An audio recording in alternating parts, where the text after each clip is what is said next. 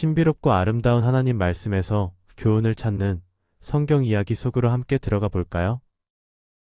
성경 이야기 10번째, 불가능을 넘어선 약속의 아들입니다. 아브람이 99세에 할례를 받고 이후로 이름을 아브람이라 하지 않고 아브라함이라 하시고 하나님께서 아브라함과 언약을 통하여 여러 민족의 아버지가 될 것을 말씀하셨습니다. 오늘 이야기는 창세기 21장 1절에서 8절까지의 말씀으로 들어가서 하나님의 언약을 통해 아들을 약속받고 불가능한 상황 속에서 이삭의 출생을 생각해 봅니다.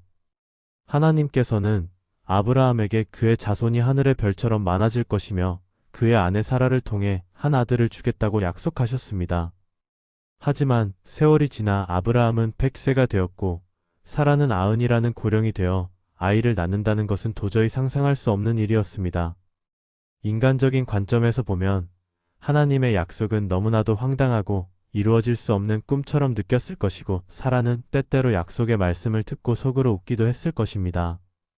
나처럼 늙은 몸으로 어찌 아이를 낳을 수 있을까 하는 의심과 체념이 섞인 웃음이었을 것입니다. 하지만 하나님께서는 그 약속을 잊지 않으셨습니다. 성경은 이렇게 기록하고 있습니다. 여호와께서 말씀하신 대로 사라를 돌보셨고 여호와께서 말씀하신 대로 사라에게 행하셨으므로 이 말씀처럼 불가능하게 보였던 그때 사라는 임신하여 아브라함이 노년에 아들을 낳았습니다. 온 세상을 감동하게 한 기적적인 탄생이었습니다. 이렇게 아브라함이 그의 아들 이삭이 그에게 태어날 때 그의 나이가 100세였습니다.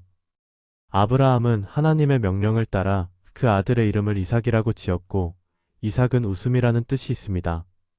이제 사라의 입술에서는 슬픔과 체념이 아닌 기쁨과 감격의 웃음이 되었습니다. 하나님이 나를 웃게 하시니 듣는 자마다 나와 함께 웃으리로다. 그녀는 모두가 그녀의 웃음에 동참하리라고 생각했습니다.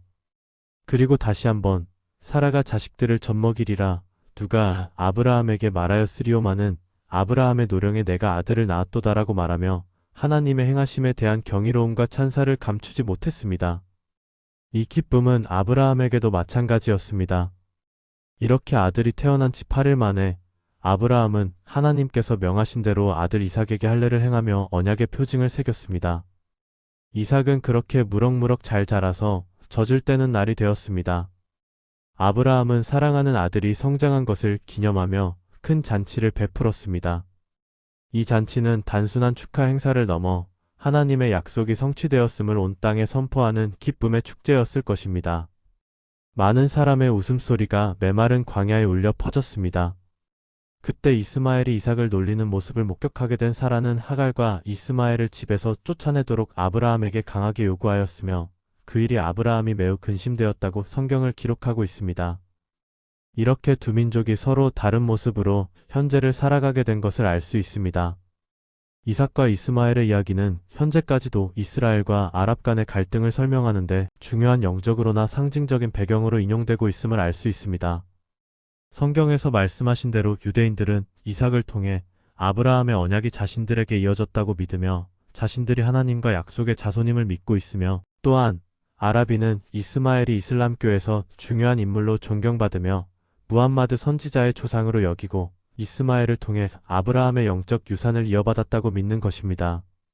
이러한 이해 충돌은 아브라함이라는 공통의 조상을 가졌음에도 불구하고 역사와 종교적 해석의 차이로 인해 두 민족 간의 깊은 분열과 갈등이 지속하는 영적인 뿌리로 여겨지곤 합니다. 이삭과 이스마엘의 초기 단절이 결국 수천 년에 걸쳐 두 민족 사이에 형성된 복잡하고 때로는 첨예한 관계의 상징적인 시작점이 되었다고 볼 수 있습니다. 오늘도 이 이야기를 통하여 우리에게 또다시 귀한 교훈을 말씀해 주시고 있습니다. 첫째로 하나님의 약속은 반드시 이루어진다는 것입니다. 우리의 눈에는 불가능해 보이고 우리의 인내심은 한계를 느낄 때도 하나님은 하나님의 때에 하나님의 방법으로 반드시 그 약속을 성취하십니다. 우리는 때로 약속의 말씀을 받고도 의심하거나 낙심할 수 있지만 신실하신 하나님께서는 결코 성경의 말씀을 어기지 않으십니다. 둘째로 하나님은 절망을 기쁨으로 바꾸시는 분이십니다. 사라의 웃음이 처음에는 허수음과 절망에 가까웠다면 이삭의 탄생 이후에는 순수한 기쁨과 감사의 웃음으로 바뀌었습니다. 우리 삶 속에서도 불가능하다고 여겨지는 상황에서 하나님의 도우심을 경험하게 될 때 우리의 슬픔과 걱정은 환한 웃음과 감격으로 변하게 됩니다. 셋째로, 하나님의 시간은 우리의 시간과 다르다는 교훈입니다.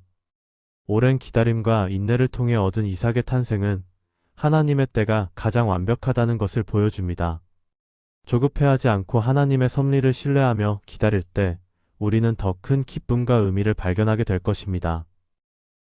창세기 21장 1절에서 8절까지는 불가능한 상황에서도 하나님의 신실한 사랑과 능력을 통해 웃음과 생명을 얻게 되는 감동적인 이야기입니다. 우리의 삶에도 하나님의 약속이 온전히 이루어져 기쁨과 감사로 가득한 웃음이 끊이지 않기를 진심으로 소망합니다.